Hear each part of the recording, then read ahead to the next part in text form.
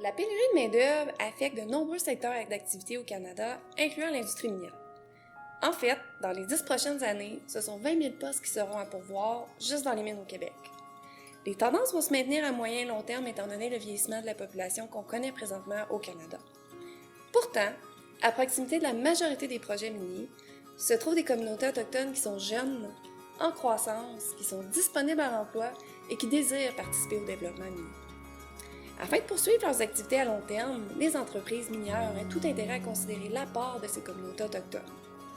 Toutefois, l'intégration de cette main-d'œuvre au marché du travail représente de nombreux défis. C'est pourquoi l'objectif de ma thèse consistait à identifier les facteurs de succès liés au recrutement, à l'intégration et à la rétention de la main-d'œuvre autochtone dans le secteur minier canadien. Pour ce faire, la première étape consistait à interroger les employeurs pour leur demander quelles étaient leurs perceptions par rapport à la main-d'œuvre autochtone, mais aussi quelles stratégies étaient déployées pour favoriser leur intégration. Donc, on a ciblé 3 principales régions minières du Canada, dont 2 situées en territoire conventionné, donc régis par des accords sur les revendications territoriales, le Nunavut et le nord du Québec, et finalement une région qui est située en territoire non conventionné, l'Abitibi-Témiscamingue. Ce qui est flagrant dans nos résultats, c'est qu'en territoire conventionné, les Autochtones représentent 23 % de la main-d'œuvre, comparativement à moins de 1 % en territoire non conventionné. Ce que ça veut dire, c'est que lorsqu'elles ne sont pas légalement tenues de le faire, les entreprises minières vont déployer beaucoup moins d'efforts pour favoriser l'intégration de la main-d'œuvre autochtone.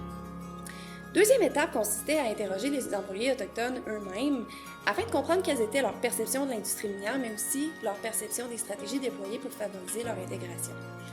On a interrogé 43 Anishinabés, des Cris et des Inuits provenant de communautés situées à proximité des projets participants. Ce qui ressort, c'est que les employés autochtones, de même que les employeurs signataires, considèrent que les meilleures stratégies pour favoriser la gestion de la diversité culturelle incluent les programmes de liaison, de mentorat, de progression de carrière, ainsi que toutes les initiatives mises en place afin de valoriser la culture autochtone en milieu de travail.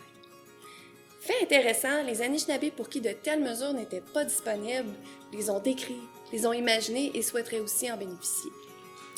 Troisième et dernière étape, on est présentement en train d'analyser les programmes autant publics que privés afin de mieux comprendre si ce qui existe présentement permet de répondre aux besoins des employeurs, mais aussi des employés autochtones. On est confiant qu'un projet comme le nôtre pourrait favoriser de meilleures retombées socio-économiques au sein des communautés autochtones, en plus de mieux outiller les employeurs dans leur gestion de la diversité culturelle au sein des entreprises. Je m'appelle Joannie Caron et je suis doctorante à l'École d'études autochtones de l'Université du Québec en Abitibi-Témiscamingue.